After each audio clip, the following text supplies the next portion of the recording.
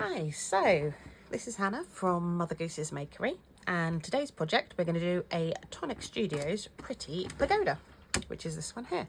It's one of their created makes, so it's one of their smaller 6x6 inch die sets. A bargain, just under £15. Let's have a look. So it looks small, but it's mighty. So these are the side pieces with decoration, the roof with decoration. These are, I honestly don't know what this part of a pagoda is called. An awning, a fin, probably has a technical name. Might find out what it is later. And some decoration, dragon, flowers, a lucky coin, bonsai tree. And the pagoda we're going to make is like this one here. This is 3 layers of what will be a 4-layered pagoda with roof. So we've done 3. I'm just going to do the 4th layer for you today. And so all my bits are cut out in a rare feat of organisation. So we have the roof parts with the decoration, side parts with decoration, fins with decoration, and some odd little bits we're going to adorn it with, accoutrements, if it were. Right, so I'm going to start off with the side piece. This makes your main body of the box. There's 4 pieces, no base to it. It folds and interlocks. So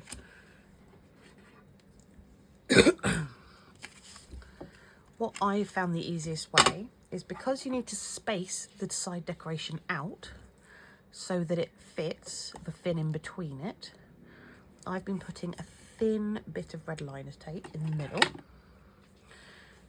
which will help sticking, but also give you a guide as to where to put the other pieces. So we're going to bend over the sides,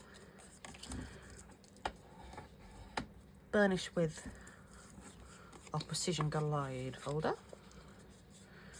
Bone folders come in many ways, shapes and sizes. I love this one, it's by Nuvo. So we're just going to fold all of these along the score lines, which have been beautifully debossed by the dies. Quick fold, quick burnish, and you can see I've pre-red lined all of these. So burnish, just ensures you get those nice crisp corners that we want to make our box look super professional, even if we are all rank amateurs at this. Okay, so those are our 4 side pieces, and then we're going to stick our decoration. So again, I've prepped all but one of the decorating bits. So it's 2 layers. Get in here. Each layer will have 2 dies. This will be your solid colour for the back, and this cuts out. So it's what Tonic like to call a verso die. So if I wanted to, I could have an A4 piece of paper with just this cut out of the middle, because it has no edges. So you just could put it down wherever, cut that out, and that would be a big piece of paper with the shape cut out. If you want it cut out with an edge, you use that, the outer edge. So you just place that in there and then tape it in place. What I would, and then also this is the perfect size then for your backing plate. So you end up with a solid colour and a lighter colour on top, and that will just go on there perfectly. So we're just going to use a little bit of glue around the edges. Not too much, because it's going to squidge out and it's mirror card, and that's a nightmare to clean. So I just smooth it out so you don't end up with large blobs, because if you have large blobs, then it's just going to ooze, and no one wants oozy die cut pieces. It sounds gross and it's not great. So that's that one done, and then we're just going to do this one, and then I will show you how they go onto the sides. So the beautiful thing about create and make is that as I said, small die sets keeps the cost down, but you can make these amazing things. It is a lot of cutting. I, in my infinite wisdom, decided I'm going to do a 4-layer pagoda. And I'm going to decorate every side of it because I have some scented candles to put in. I've got 4 candles. So that is, well, it's a lot of pieces. You've got 4, 8, 12. It's something like 28 pieces per level. But it looks spectacular. And it will be a well-received gift. And that is the most important thing. Crafting is my love language. So, also once these have got backing plates on, they're a hell of a lot easier to glue. So just a bit around the outside, in the middle. Make sure it's the right way around because no one wants an upside down bonsai tray. And that will just go underneath your line in the middle. Basically, once you've got all your bits cut out, it then just becomes a bit of a conveyor belt to just get everything attached. It's quite therapeutic. It's like mindful crafting. It's just a little bit repetitive. You don't have to think too hard. You just have to sit and glue and stick. Right, so 2 down.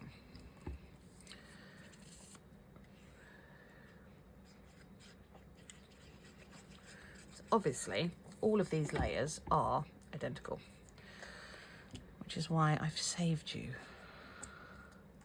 the doldrums of watching me glue 4 identical layers together, because if you don't get the first one, you can just rewind it and watch it again. You don't have to see me do all 4 layers because they're all the same. See, I'm saving everybody time and sanity. And I have a daughter who refuses to go to bed earlier, so my crafting time gets limited. Right, so it's the last one of those. And then we go for the above decoration. So just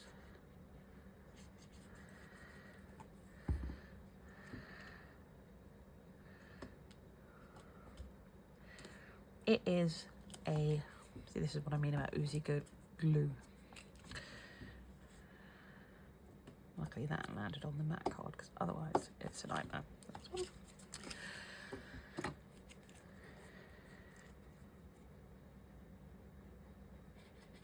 Some people, when they get a project, are so raring to put stuff together that they'll make it first and then decorate it, which is fine. You can do that. There are no rules to say that you can't, because this is your project. You can do what you want. However, and this is a large however, I will say it's really hard to get things on straight when you're sticking them to a 3D project. It's so much easier to stick them on when all the pieces are flat, because then you can apply pressure, which you can't do if it's on the outside of a container. If you're trying to balance it to work out where the top is and don't do it. Just don't do it. Make your life easy, because crafting is fun. It's not supposed to be stressful. It's something I do for enjoyment. So I'm not going to make it like a Krypton Factor challenge, because I don't have time for that, or the energy, or the compunction. Right, so there are 4 side bits. So what you will notice, apart from the perforated line here that I stuck on for the fins, there is another perforated line just along here, and that is what the clever bods have done to give you a line to stick the adjoining piece to. So as you can see, it's a perfect triangle, and that's additional, so that when you stick them all together, that will make the perfect square, and you won't also need a base plate. So I need to hold that. Right, so a little bit of glue, And with glue, it's easy to stick on loads because you will logically go, it's glue. If I stick on loads, it will stick better. Not right. It'll take longer to dry. It might shift. Quite often, if you get good glue, and this is brilliant, I find that a little goes a long way. And I also find sometimes just smoothing it out means that you get a more even thin layer. It'll glue quicker and it'll all go together beautifully. Right, as you can see here, spread that out, and then the last side. I hate it when you stick the last piece in and you're like, oh, am I supposed to do the thing before? Do I do the thing after? The good thing with this glue is you can just rub your fingers together and all the bits disappear. Right, so slot that in, up to the perforated line, down to the perforated line there. And just apply pressure. So you get your bone folder again. And just burnish all your glued lines to really press it down, make sure they're nice and stuck. Because like I said, I'm going to be sticking candles in this. And although they're only stubby candles, they weren't cheap, and also I don't want them to break because they're a gift. So we want to make sure it's nice and firmly stuck. So you can also turn it over this side and just burnish this side, just to make sure everything is firmly adhered. Okay, there you go. That's not shifting, they are stuck together. So now time to do the sides. So again, just a little bit of glue down the glue tab, smooth it, boop, and pop it in. And I find if you do just do a very thin layer and smooth it out, you don't have to wait very long for it to dry. Especially here because it is baking hot today. I feel like I'm living in a kiln, which would be great if I was doing pottery, but I'm not. So I'm just dying of heat. Also means your glue dries very quickly, so there's no dilly-dallying today. We are just getting straight in there.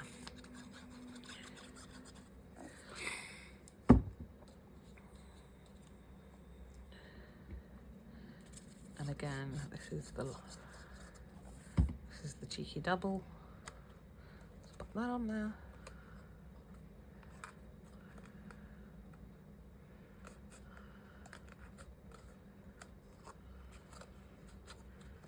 And that one's on there. Nope.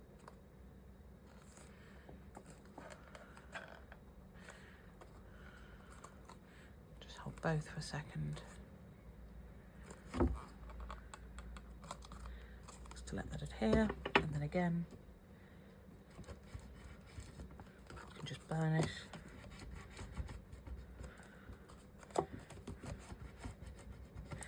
Just make sure it's all pressed down nicely so it's not going anywhere. So you can see this is now our box, and it will just slot into the one below.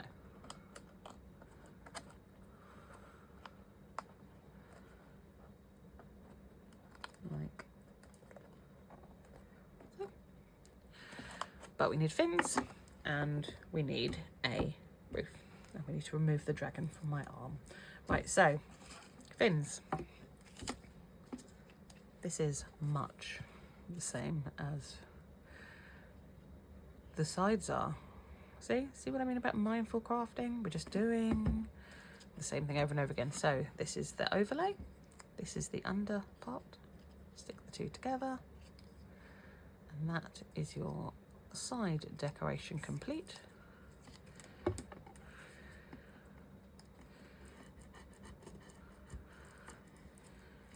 Just a little bit of pressure is nice because we're using pearlized card, metallic card on top of pearlized card, because apparently I hate myself. So just a little bit of pressure helps make sure it's stuck. And then now we're going to stick all the embellishments to the sides. That wasn't the right bit I glued. Shh, you didn't see that. Just on here's fine.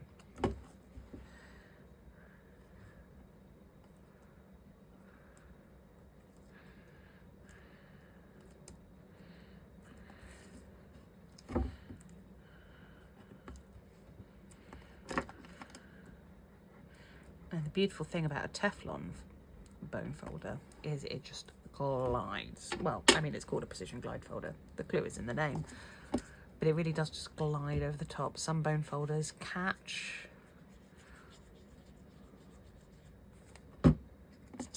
don't seem to go particularly smoothly. Doesn't seem like it seems like they're being forced to do it against their will. Whereas this, it was born to do it. Again. A little smooth. 2 more to go.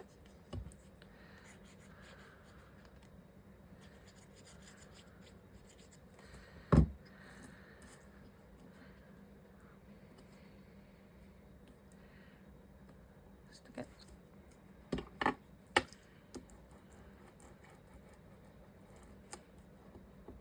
And glide it. And then just, if you did have any easy bits, just tidy them up. Perfect. And this last one.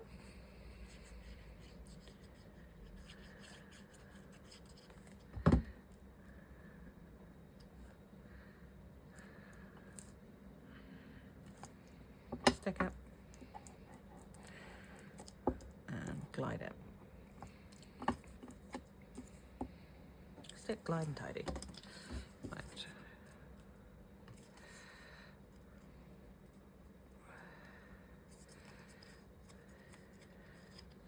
Now, something I probably should have done before I embellished, but we can't all be perfect.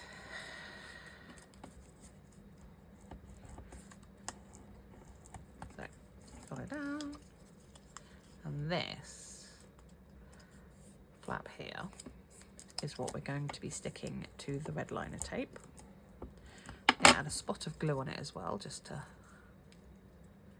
guarantee the stick. But it does just make life a lot easier, because I did the first one and I just used glue and I just found it was really hard to just ensure it was stuck. Maybe I was being impatient. I might have been being impatient, but I just wanted a little bit of the sticking security. So we have red lined it up for the rest. So you can see.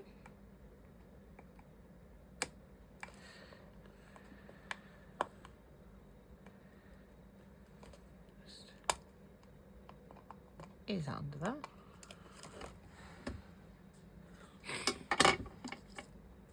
What we're going to do is get this and just line up this corner with that edge.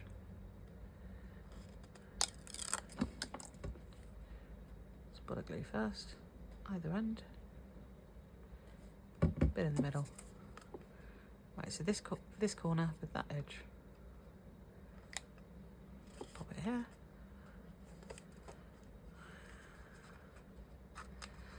I've tried it both way round. I've got my bone folder, I'll just stick it down here.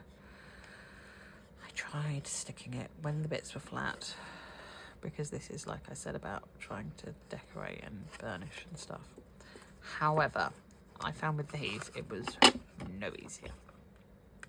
So obviously, do what's right for you. If you are like, no, I would stick those on when they're flat, but I just feel like they'd get in the way when you're sticking your sides and your base together, because it's an extra dimension. So, glue.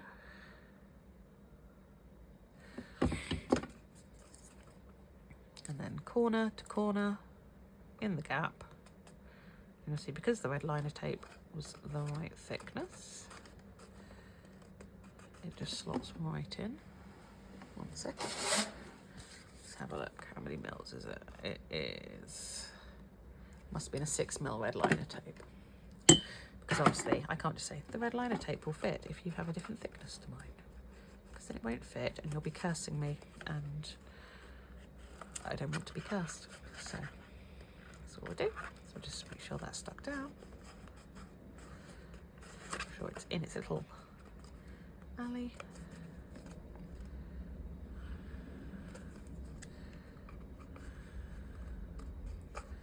There we go. And on to the next one. So again, just pull it up.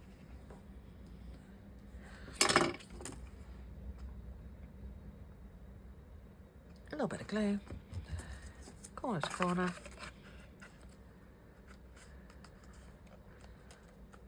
Slip in the groove.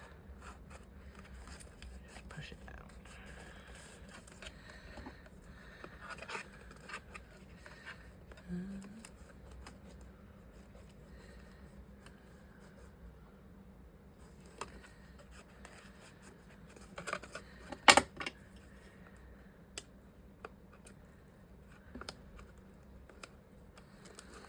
It's very weird to sit here often without any background music, because normally I have the TV on, or I've got a demo from someone else going on, or I'm just watching TV, or I have a shopping channel in the background because shamelessly all other shopping channel, or else I'm playing schools with my daughter. That's always handy when you're trying to complete a project. Right, so all 4 of those sides are in. Now what I'm going to do, I'm just going to put this to the side and let it dry before I stick the fins together, just so I'm not trying to pull them together and then accidentally pull them off of their place. So we'll put this to the side so it can be firmly stuck, and we'll move on to the roof. So the roof, again, super simple. It's 4 parts. They all fit together, bend up. Well, you'll see. So again, onto a flap. And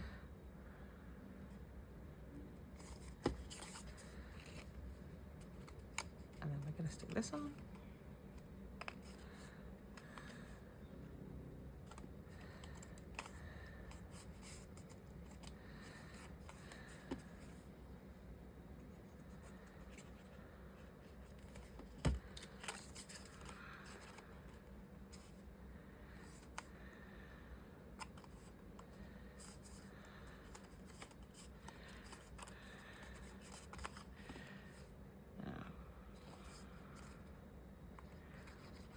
I'm going to add on the 4th piece, and then I'm going to pause for dramatic effect.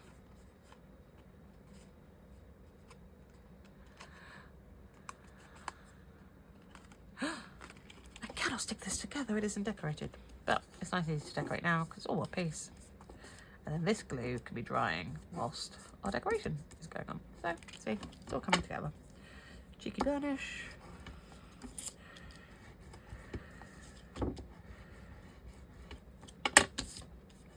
All those pieces are adhered nicely, and then our decoratey bits.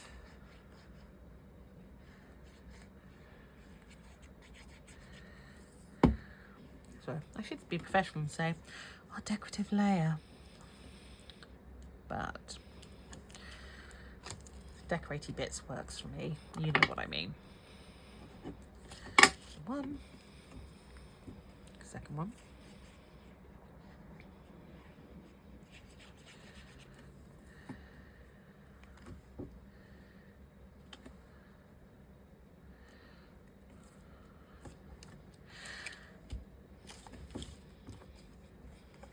I will have to say I'm not the fastest crafter ever, but it is just so much easier to craft when you've prepped all your pieces. Now I know how the people on TV do it.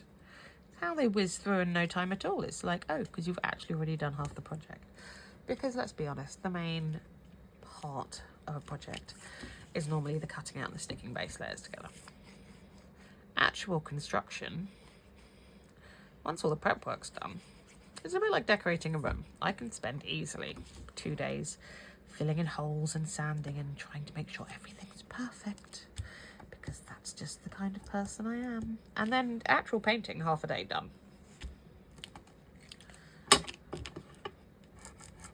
Yeah, the prepping takes forever, and I find the same as with crafting. But it is so much easier if you get all your bits together, have them in a nice pile, and then you can just do it like this. The problem I have is I am not very well a lot of the time and do a lot of crafting in an armchair. So it always makes me laugh when people are like, oh, well, you know, I don't have a craft room, so I can't possibly do all the things that you guys do. Oh no, I don't have I can't craft yet. I don't have a craft area. It took me 2.5 years to get a craft area, and my craft area is a desk just over, I think it's just about 1 meter long by 0.6 of a meter wide. It's small, it's in my daughter's playroom, it's attached to a Kallax with some of my crafting stuff, and next to it is the one with all her Barbies and wooden toys in. It's not exactly like I have a palatial crafting environment, and a lot of the time I sit in front of the TV so I can spend time with my hubby, and I'll be sat in an armchair with a glass mat on my knee, my legs crossed, and I will just craft on my knee. And I will sometimes be using like a little sidekick cutting machine because it's tiny, or sometimes I've got a Platinum 6 and I'll sometimes have that on my lap because that's not too bad. Sometimes I have the entire huge tangerine machine just precariously balanced on the arm of the sofa because I'm like, well, I want to cut something that needs an A4 machine and it's the only way. So don't tell me you don't have room to craft, because quite frankly, you can make room to craft anywhere. I mean, you can craft on the floor. No one will judge you. And if they do judge you, you don't have to listen to them. And even if you do listen to them, you can go, I don't care what they say. I'm happy because I've been crafting. See, that's my logic. But we don't want any judges here. So don't be that person. So you can see this top part. Again, 4 tabs. And the tabs all just do up on the inside. And then you can see these all fold in like that. And there is just a single teeny tiny square. It gets glued and just gets popped on the top.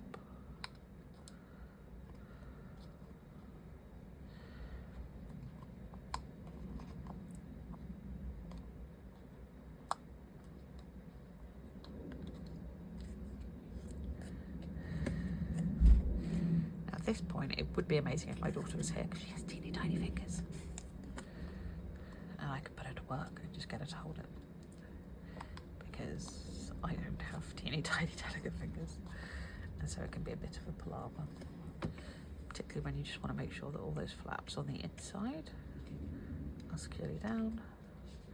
I'm just going to press with my craft pick, but not hard enough to go through the card and stab myself, because that will hurt and I will feel foolish, and there will be video evidence of that. So there you go. Perfect. And you'll see I should just sit inside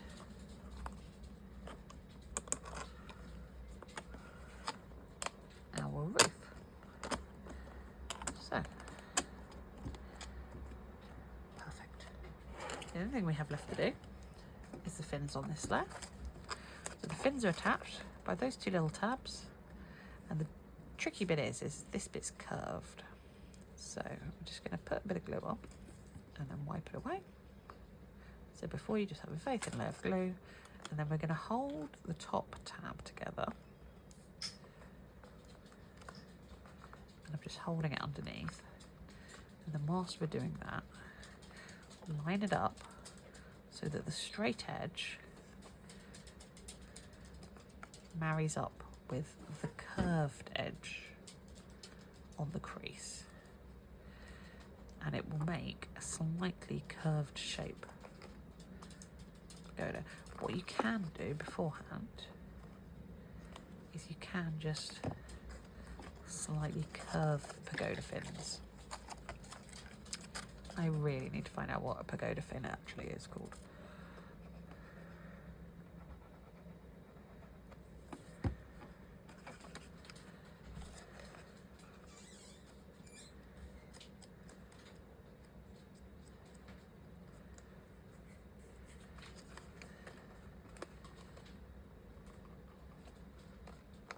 Matt, could you do me a favour and Google what the fins on the side of a pagoda are called? Because I've spent this whole make calling them pagoda fins, and I don't believe that's actually what they're called.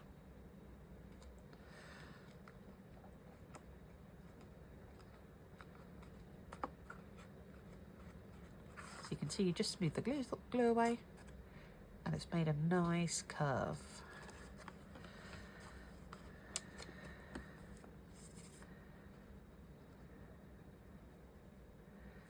This one, just smooth off the glue. Oh, apparently pagoda fins are called eaves. I prefer fins. We're sticking with fins. So again, push this edge to the crease, hold it underneath. You can see my finger is just holding that in place. And then as that is drying together, we're just easing the end of it to meet the crease as well.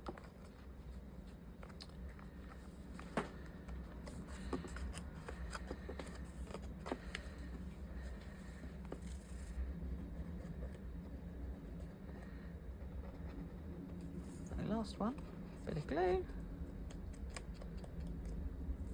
smooth it off, pinch,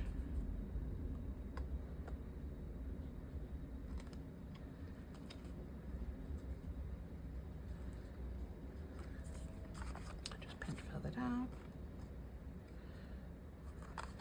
Oh, didn't hold that one for long enough. See, you can't be greedy, you can't rush.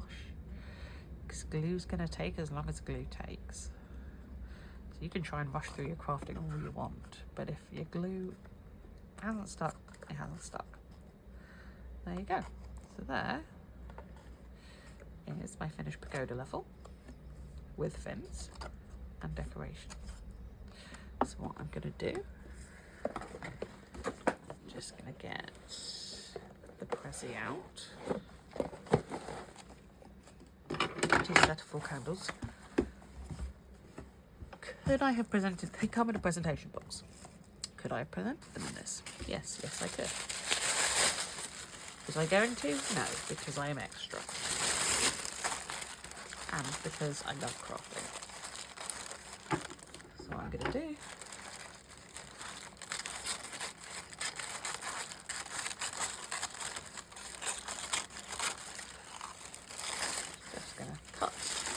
paper.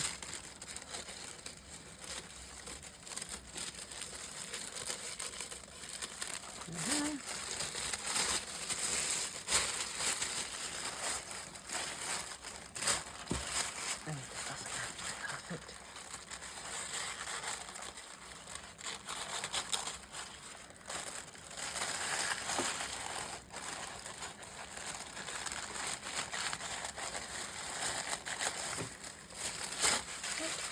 But it's tissue paper already, so it's fine. So, again, candle. This one, lovely.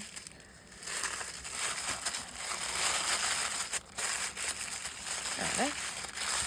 Nice protected.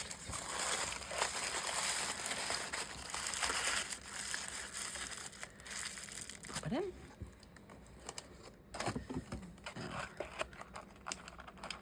Next level on, push that down, and it turned out these candles perfect height. Could not have planned it better if I tried. Probably because I'm not that great at planning. So then just in there. Getting loose, just rattling about.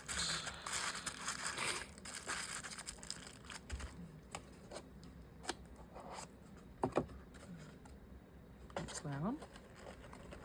I had a brief moment of panic then. I was like, I haven't made enough layers. But then I remembered that I've already placed 2 candles in, and I'm clearly just not very good at counting. So, balance.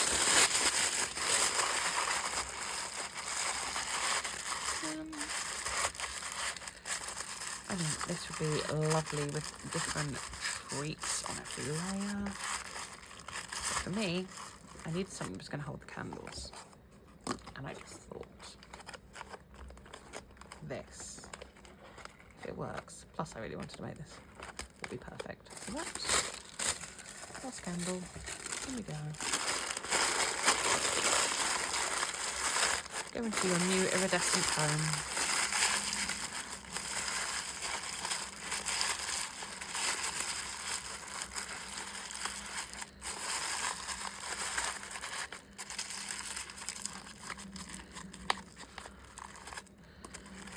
And I think the last thing I'm going to do, see this little dragon? I'm just going to pop a spot of glue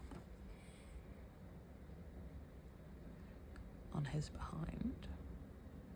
That sounds so rude.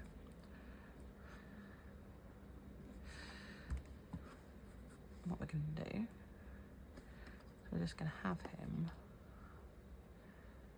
dancing around the handle, as it were.